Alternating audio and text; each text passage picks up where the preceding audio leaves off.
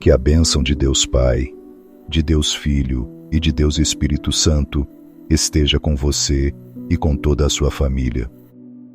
Que a paz que excede todo entendimento, a paz que não vem do mundo, mas que emana diretamente do trono da graça, inunde o seu coração, a sua mente e o seu lar neste exato momento. Eu convido você a entrar neste espaço sagrado, a fechar os seus olhos por um instante e a respirar fundo, sentindo a presença amorosa de Deus que nos envolve como um manto, como uma veste de luz e de proteção. Imagine agora que sobre a sua casa, sobre o teto que abriga a sua família, desce um selo de proteção divina, uma fortaleza de luz intransponível para toda a escuridão. Este não é um tempo comum, mas um tempo de encontro, um kairós, um momento oportuno de Deus para a sua vida e para a vida de todos aqueles que você ama. Nós nos unimos em espírito e em verdade, de diferentes lugares, mas com um só coração, para clamar por aquilo que é o projeto original de Deus, a família. Uma família unida, protegida, restaurada e próspera em todos os sentidos. Permita que o Espírito Santo prepare o seu coração para receber uma palavra poderosa e uma oração que tem o poder de mover os céus a favor da sua casa. Em nome do Senhor Jesus Cristo, pelo poder que há no seu nome, que está acima de todo nome, nós nos levantamos em fé como um exército de intercessores pela nossa casa. Nós vestimos agora a armadura de Deus para que possamos resistir às ciladas do inimigo. Nós tomamos o capacete da salvação, a couraça da justiça, o cinturão da verdade, calçamos os pés com a preparação do Evangelho da paz e, acima de tudo, levantamos o escudo da fé, com o qual podemos apagar todos os dardos inflamados do maligno. E com a espada do Espírito, que é a palavra de Deus, nós entramos em batalha espiritual pela nossa herança, que são os nossos filhos, o nosso cônjuge, os nossos pais, a nossa linhagem. Nós declaramos que a nossa família pertence ao Senhor. Portanto, com a autoridade que nos foi conferida em Cristo Jesus, nós nos levantamos contra todo espírito de divisão e contenda. Nós quebramos agora, em nome de Jesus, toda palavra de maldição, toda praga familiar, todo decreto de divórcio, de miséria, de enfermidade que foi lançado sobre a nossa linhagem. Nós cancelamos o efeito de toda palavra ociosa, de toda briga, de toda ofensa que abriu portas para a desunião. Nós repreendemos e ordenamos que o espírito de rebeldia, de desobediência e de vício, que tenta acorrentar os nossos filhos, que se retire agora. Nós o amarramos e o expulsamos para os lugares áridos, em nome de Jesus. Nós quebramos o poder de toda influência maligna, de más companhias, de toda seta lançada através da internet e das mídias, que visa destruir os valores do reino de Deus dentro do nosso lar. Nós declaramos que os nossos filhos são herança do Senhor, que eles são como flechas na mão do guerreiro, que eles são ensinados pelo próprio Senhor, e grande será a paz deles. Nós clamamos pelo sangue de Jesus e cobrimos com ele cada membro da nossa família, desde o mais velho até o mais novo. Nós declaramos que o anjo do Senhor acampa-se ao redor da nossa casa e nos livra. Nós declaramos que nenhuma arma forjada contra a nossa família prosperará, e toda língua que se levantar contra nós em juízo, nós a condenamos. Esta é a nossa herança, a herança dos servos do Senhor, e a nossa justiça vem dele. Nós proclamamos que em nossa casa reina o amor, a paz, a alegria, a longanimidade, a benignidade, a bondade, a fidelidade, a mansidão e o domínio próprio, que são os frutos do Espírito Santo. Declaramos a vitória de Cristo na nossa família, hoje e para sempre. Agora, eu gostaria de convidá-lo a aquietar o seu coração e a mergulhar em uma das histórias mais tocantes e reveladoras de toda a Escritura. É uma história que revela o coração do nosso Pai Celestial de uma forma visceral, profunda e transformadora. É a parábola do filho pródigo que encontramos no Evangelho de Lucas, capítulo 15. Mas eu gosto de chamá-la de a parábola do Pai amoroso, pois o verdadeiro protagonista, o centro gravitacional de toda a narrativa, é o Pai. Tente visualizar a cena. Havia um homem, um pai de família, próspero, com 2 filhos. O mais novo, num ato de arrogância e imaturidade, chega para o pai e pede a sua parte na herança. Imagine a dor no coração daquele pai. O filho não estava apenas pedindo dinheiro, ele estava em essência dizendo: Pai, para mim você já está morto. Eu não quero mais a sua companhia, as suas regras, o seu amor. Eu quero apenas os seus bens para viver a minha vida do meu jeito. E o pai, em um ato de respeito doloroso pelo livre-arbítrio do filho, divide os bens. O jovem parte para uma terra distante, e lá ele esbanja tudo o que recebeu numa vida de excessos, de prazeres vazios e momentâneos. Ele busca preencher o vazio da sua alma com coisas que nunca poderiam satisfazê-lo. E quando o dinheiro acaba, os amigos desaparecem. Vem uma grande fome sobre aquela terra e ele se vê no fundo do poço, desejando comer a lavagem que era dada aos porcos. Pense na humilhação, no desespero, no fedor daquele lugar. Foi ali, no lugar mais baixo, que ele caiu em si. Ele se lembrou da casa do pai. Ele se lembrou que até os empregados do seu pai tinham pão com fartura, enquanto ele perecia de fome. E ele tomou uma decisão: levantar-me-ei e irei ter com meu pai. Ele ensaia um discurso de arrependimento, planejando pedir para ser tratado como um simples empregado, pois sentia que havia perdido para sempre o direito de ser chamado de filho. Mas enquanto ele ainda estava longe, o seu pai o viu. Isso significa que o pai nunca deixou de olhar para o horizonte. Todos os dias, aquele pai subia ao ponto mais alto e perscrutava a estrada, com o coração apertado de saudade, esperando, crendo contra a esperança. E quando ele vê a silhueta familiar, mesmo suja, maltrapilha, magra, ele não hesita. Ele, um patriarca, um senhor, levanta as suas vestes e corre. Ele corre ao encontro do filho, lança-se ao seu pescoço e o cobre de beijos. O filho tenta fazer o seu discurso ensaiado, mas o pai o interrompe. O abraço do pai silencia a confissão do filho. O pai não estava interessado em acusações ou penitências. Ele estava interessado na restauração do seu filho. Ele ordena aos servos: tragam depressa a melhor roupa. Coloquem um anel no seu dedo e sandálias nos seus pés. Tragam um novilho gordo e matem-no. Vamos fazer uma festa e alegrar-nos, pois este meu filho estava morto e reviveu, estava perdido e foi achado. Desta história magnífica, que é um retrato do amor de Deus por cada um de nós e por nossas famílias, podemos extrair lições que são como bálsamo para as nossas feridas. A primeira e mais poderosa lição é esta: o amor do Pai Celestial nunca desiste. Talvez você seja um pai ou uma mãe com o coração dilacerado por um filho que se desviou, que tomou decisões erradas, que está vivendo longe de Deus e dos valores que você ensinou. Talvez a comunicação tenha sido rompida e a dor e a preocupação tirem o seu sono. Escute bem. Assim como aquele pai olhava para a estrada todos os dias, o seu Pai Celestial está com os olhos fixos no seu filho ou filha. O amor de Deus não é condicional.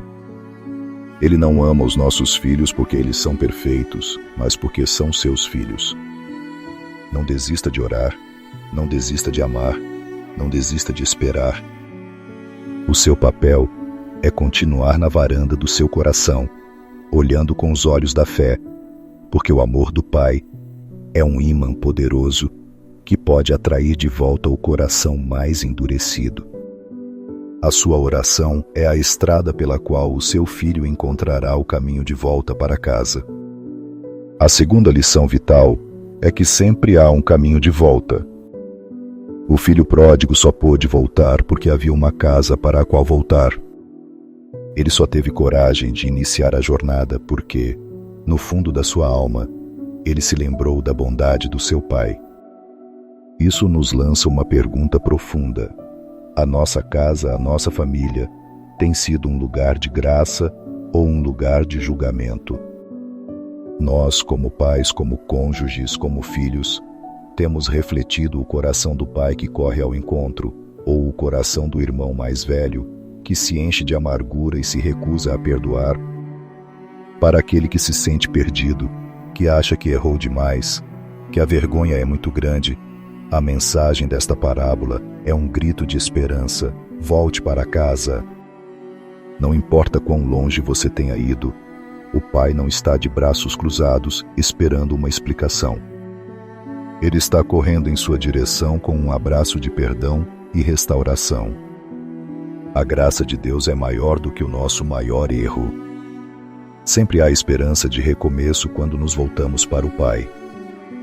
E a terceira lição, que é o alicerce para a restauração familiar, é o poder do perdão para curar e unificar. A festa só foi possível porque o Pai perdoou completamente. Ele não disse: tudo bem, você pode voltar, mas vai ficar de castigo por 1 ano. Não. Ele o restaurou à sua posição original de filho, com todos os direitos e privilégios simbolizados pela roupa, pelo anel e pelas sandálias. Quantas das nossas famílias estão feridas, fragmentadas, vivendo sob o mesmo teto como estranhos, porque falta o perdão? Guardamos mágoas, ressentimentos, listas de erros passados. O perdão é a chave que destranca as correntes do passado e nos permite construir um novo futuro. Perdoar não é dizer que o que o outro fez foi certo. Perdoar é escolher liberar a dívida, é entregar o direito de vingança nas mãos de Deus e decidir amar novamente. Quem na sua família precisa do seu abraço de perdão hoje? Que decisão você pode tomar agora mesmo para ser um agente de reconciliação e cura no seu lar, refletindo o coração do Pai amoroso? E é com este coração de Pai, revelado na parábola, que nós nos aproximamos das promessas contidas nos Salmos. Se a parábola nos mostra o desejo do Pai de nos ver em casa, restaurados, o Salmo 91 nos mostra a extensão da sua proteção sobre essa casa.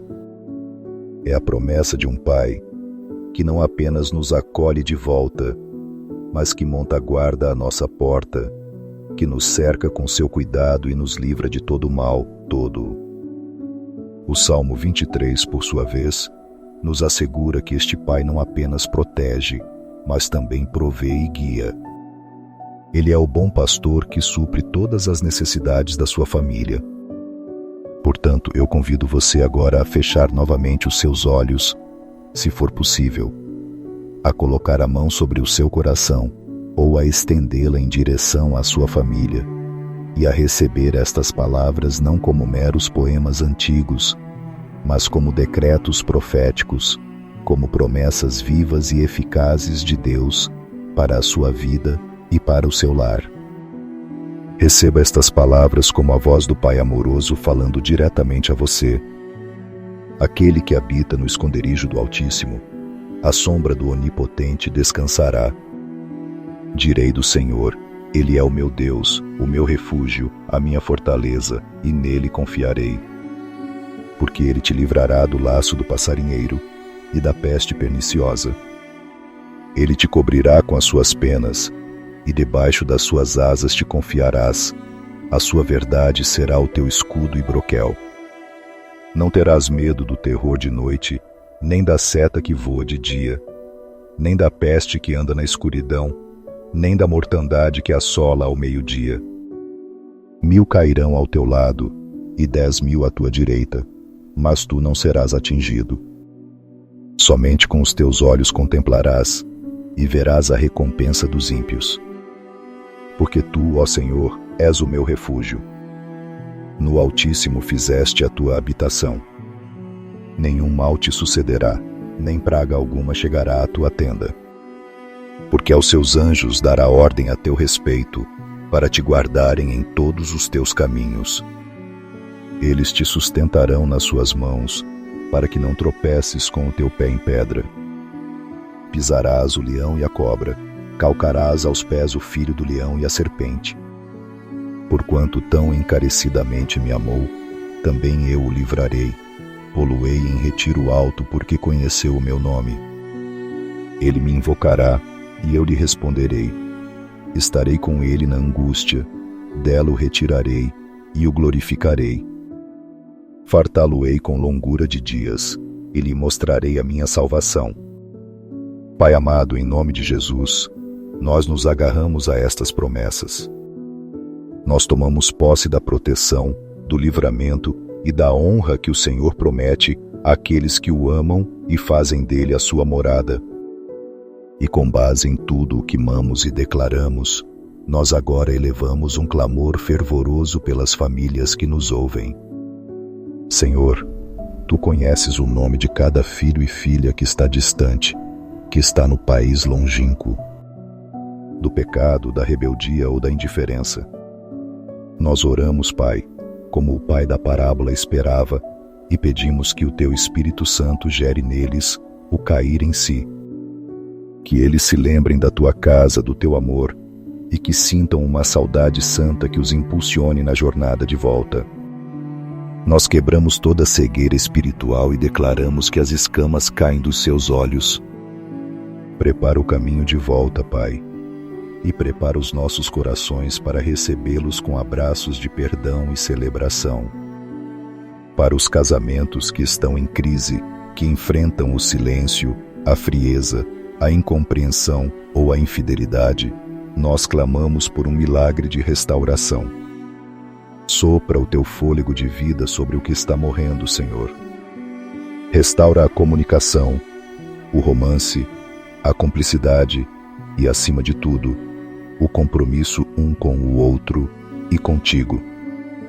Que cada casal se lembre dos votos feitos diante de ti e encontre em ti a força para perdoar e recomeçar. Senhor, como o bom pastor do Salmo 23, nós pedimos que tu guies cada família por veredas de justiça. Supre cada necessidade. Nós repreendemos o espírito de miséria, de dívidas, de desemprego. Abre as portas da provisão, multiplica os recursos e ensina-nos a sermos bons mordomos das tuas bênçãos, para que nada nos falte. Que a tua bondade e a tua misericórdia sigam cada família todos os dias das suas vidas. Nós também oramos pela cura. Cura os corações feridos pela rejeição, pelo abandono, pelo abuso. Cura as memórias dolorosas. E oramos também pela cura física. Estende a tua mão poderosa sobre todo o corpo enfermo e libera a tua virtude de cura. Que toda doença, toda dor, toda enfermidade diagnosticada ou não, seja agora subjugada pelo poder que há nas chagas de Jesus. Nós declaramos saúde divina, força e vitalidade sobre cada pessoa, da cabeça aos pés. E agora eu quero fazer um convite a você. Use o espaço dos comentários abaixo como um altar. Escreva o nome da sua família, ou o nome daquele filho ou parente pelo qual você está intercedendo. Escreva o seu pedido específico de oração. Ao fazer isso, você não estará apenas digitando palavras, mas liberando um ato de fé. E nós, como comunidade, vamos nos unir, orando uns pelos outros, criando uma poderosa corrente de intercessão e fé. Que a graça do nosso Senhor Jesus Cristo, que nos redimiu e nos deu o direito de sermos chamados filhos de Deus, o amor de Deus Pai, que corre ao nosso encontro, e nos festeja com alegria, e a comunhão consoladora e fortalecedora do Espírito Santo, que nos une e nos capacita a viver como família, estejam sobre você, sobre a sua casa, sobre o seu casamento, sobre os seus filhos e sobre todas as suas gerações. Que o seu lar seja um pedaço do céu na terra, um lugar de refúgio, de amor e de paz. Que você viva para ver a bondade do Senhor na terra dos viventes e que a sua boca se encha de riso e de testemunhos do grande amor de Deus. Receba esta bênção não como um mero desejo, mas como uma impartição espiritual que sela no mundo espiritual tudo aquilo que cremos e oramos neste tempo. E todo o povo de Deus, que crê nestas verdades e recebe estas promessas, diga com fé e convicção: Amém.